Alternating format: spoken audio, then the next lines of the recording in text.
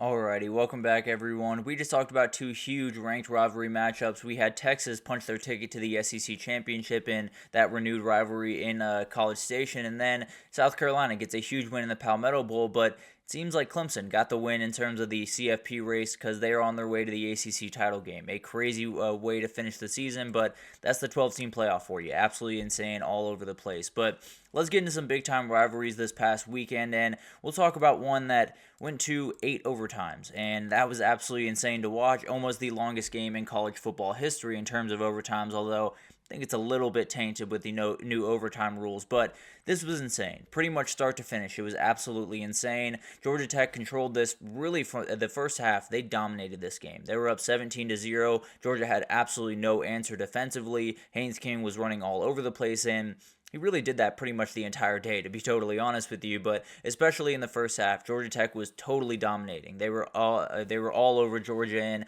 even late into this game, they were up 14 with about 4 minutes left.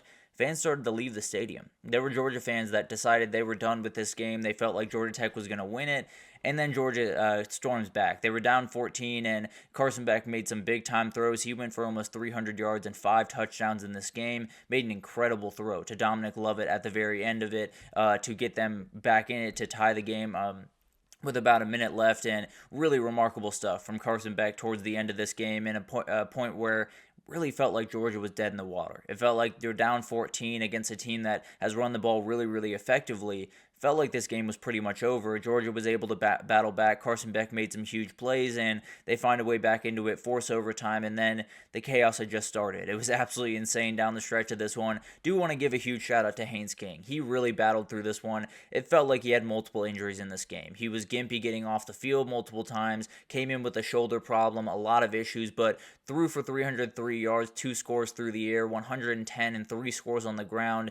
He was incredible. Really all day, he was the entire offense for Georgia Tech, and especially with Jamal Haynes struggling from an injury, he was really the entire offense for Georgia Tech. He was absolutely incredible, and one of those guys that it shows you just how incredible that kid is and how much he means to that program that has really shown itself over the last little bit, and I think is going to be really special in the coming years. But overtime is a problem. It's the second straight week that we've been proven that this is the wrong way to decide a winner. It was all over the place. There was not very good execution towards the end of this game. It didn't feel like the right way to finish this game by any means. So we got to figure that out one way or the other. I've heard some different ideas. I heard one from Scott Van Pelt that I thought was interesting, starting at the 50. I heard another one that was starting at the 30, then the 20, then the 10. There's a lot of different ideas. We got to figure out one. We got to move forward with one just better than this one. The 2-point conversion way of going about business is just not the right way. But where do they go from here? I think for Georgia Tech, you're building something. There's no doubt about that. Brent Key has his guys ready every single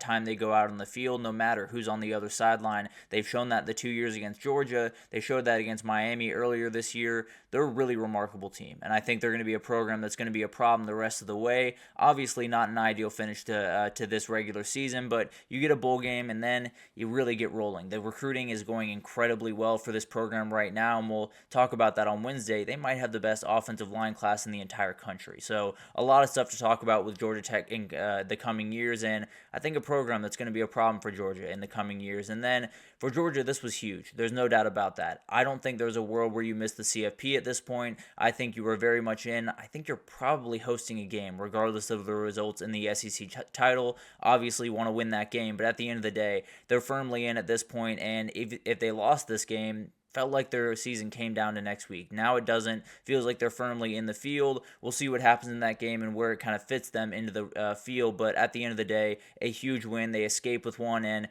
move on to likely the CFP, at least the SEC championship for the time being, and then likely the CFP right after that.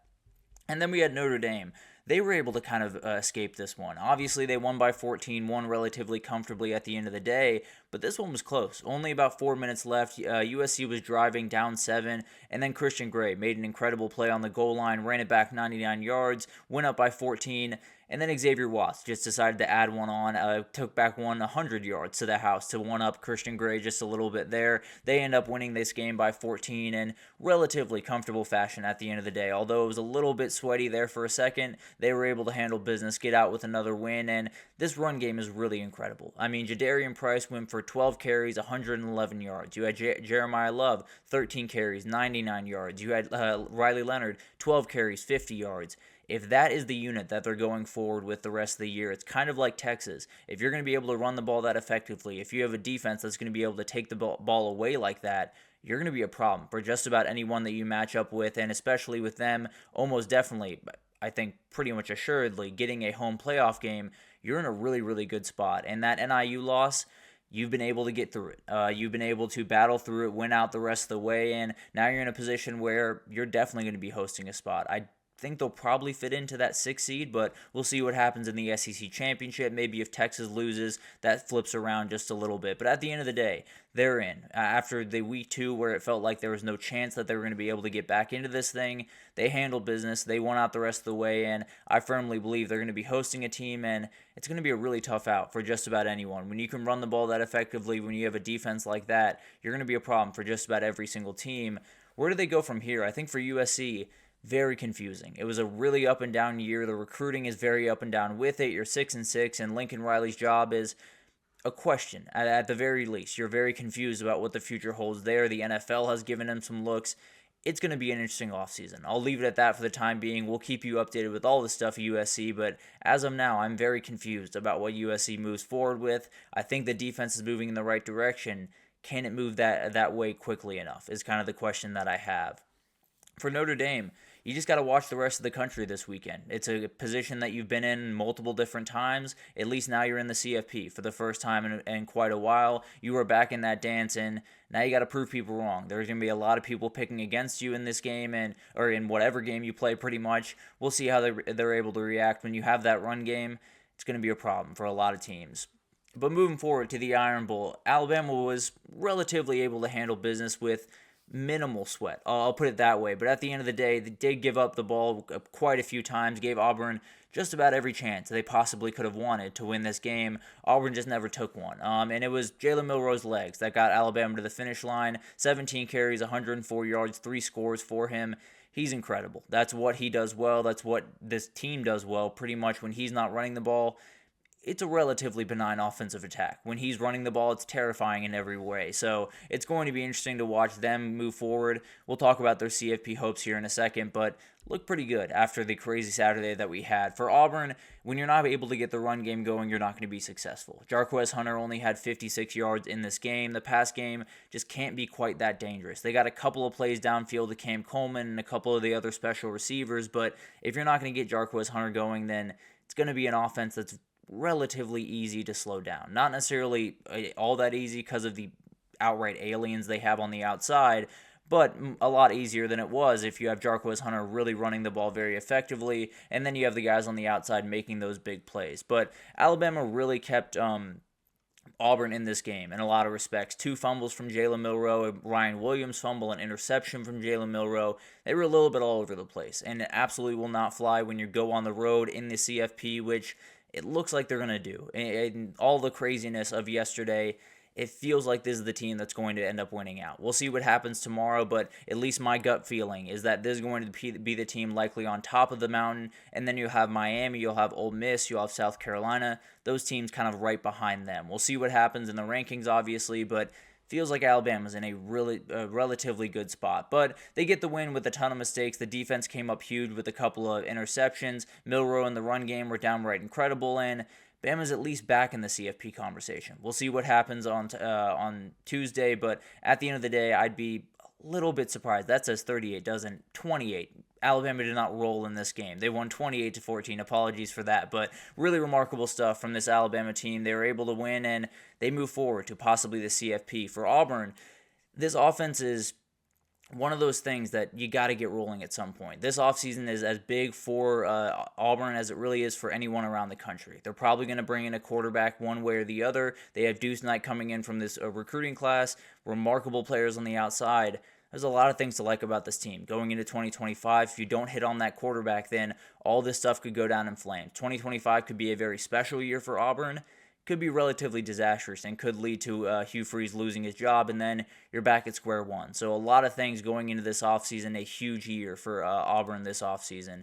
And then for Alabama, you won and a lot of things went your way. Let's be totally honest, with Miami losing, with Ohio State even going down, a lot of things kind of helped you out just a little bit here, and I think they'll be at the top. I can't promise that they're going to be at the top of that bubble at the end of the day, but I tend to believe that they're probably going to be that 11 seed when they reveal the rankings tomorrow, and a lot of people are going to be very angry in a hurry. But moving forward to this final one, we got to talk about Oregon-Washington really quickly here. Oregon takes care of business relatively comfortably at the end of the day and finishes the regular season as the only undefeated team in the FBS. Really special year for the Ducks, and they were able to kind of get that monkey off their back. Dan Lanning had not beaten Washington. He was 0 for 3 against this team. He was able to do that. They go on to the Big Ten Championship, and they're actually playing Penn State, which we'll get to that game here in a second right after the break, but going to be an incredible game to watch, no doubt about that. And the run game really led the way for Oregon in this one. 34 carries, 226 yards, 5 scores in the run game, and really remarkable stuff. When you can do that, even Washington, a very, very stout front, a good group, especially at linebacker, being able to handle the front at least to that degree, really impressive, and we'll see what they can do against a Penn State front that is downright terrifying. And as good as that side of the ball was, as good as the run game was, the D-line was a whole lot better. 10 sacks in this game, 16 tackles for loss. They were all over the place. And Damon Williams Jr. did not necessarily make a big mistake in this one, but he obviously took quite a few sacks in this one. And it's kind of just one of those things, made his very first start, and he was relatively good. I think went 17 for 20, so was very good completing the ball. Maybe should get rid of the ball a couple more times. Maybe should throw the ball away in a couple of those instances. But at the end of the day, was under fire the whole game. I think handled it relatively well. And they were only able to get 43 yards on the ground on 37 carries. So obviously not all of it is on him by any means. So this is huge for Oregon in so many different ways. You're able to get kind of that monkey off your back with Washington. You move to Indianapolis in your very first year, and you take on Penn State. See if you can knock down another Big Ten power in this year. And then you were able to knock down Michigan. You were able to knock down Ohio State. Maybe Indiana you'll find in the playoff. But as of right now, you move your focus to Penn State. And where they go from here, I think for Washington, I think it was a rather successful year. Obviously, 6-6 after a playoff berth is not necessarily ideal, but a lot of people left. I think they replaced about 40 guys on that team. Damon Williams looks like a very fun player, and I think can be really good in the coming years. Obviously, going to be a big offseason in terms of the portal and bringing in certain guys, but as of right now, I feel pretty good about this program moving forward under Jedd Fisch. Need to scale up a little bit, but definitely a team that feels like they're going to find their way into the Big Ten conversation, at least in 2025. For Oregon, you're the team. There's no two ways about that. You are going to be either the 1 seed or the 5 seed in the CFP. You're probably going to be one of the favorites, maybe the favorite, to win the entire thing. It's just about handling business. It's just about handling all of the craziness of being the top team and all of this, and handling a Penn State team that is going to be a load. There's no doubt about that. So going to be really fun to watch what this team can do the rest of the way, I think.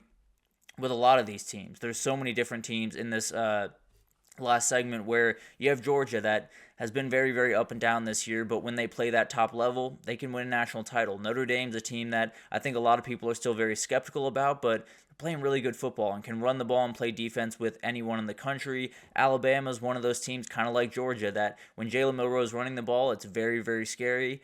Otherwise, and they're making mistakes like that, you're definitely up in the air, but it feels like they might have gotten back into the CFP race. And then you do have Oregon, the team that's dominated the entire year. They look to dominate next week and get that 1 seed and probably move into this thing as the outright favorite to win the entire thing. But let's take our third break here. We'll get into a little bit of a Power 4 roundup at the end of this. We'll get into Penn State, Tennessee, SMU, a lot of teams that handled business relatively comfortably this past weekend and was able to move on to their conference title game, to the CFP, to whatever holds next, and definitely a lot of things to update you on that we'll get into right after this, so stick with us.